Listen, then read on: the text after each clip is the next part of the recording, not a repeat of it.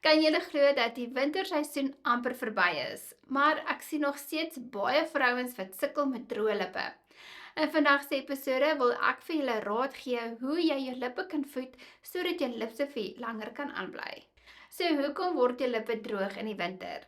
Die algemene rede is die koue lug buite, wind wat waai en verwarmers in die kantoor of by die huis.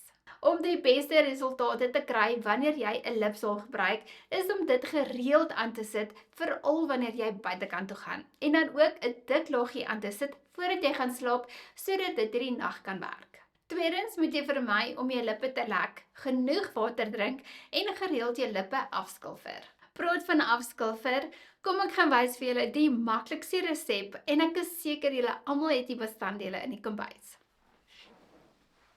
In 'n klein houer gooi ek 'n klein bietjie suiker, heuning en klapperolie bymekaar. Daarna meng ek dit goed en skep dit in 'n kleiner houer in. Nou kan ons begin. Nou gaan ek die mengsel liggies oor my lippe vee.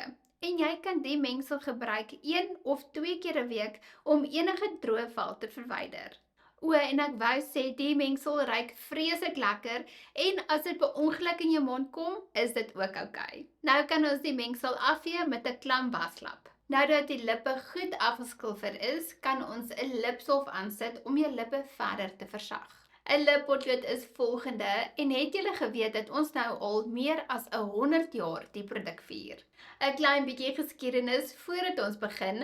In die 1920s het die aktrise Clara Bow die tendens begin om 'n kleiner lipvorm te skep met 'n prominente kubiedeboog. In die 1930s is wanneer Marlene Dietrich die era begin het om haar lippe te oorlyn om 'n voller effek te skep.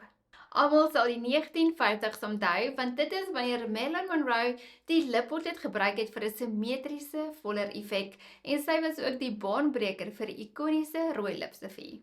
En laastens in die 1990s het die Latynse vrouens die bruin-lip kombinasie geïnnoveer deur om donker oogemlyners en wenkbroupotloode te gebruik om 'n diep kontourlyn te skep op hulle lippe.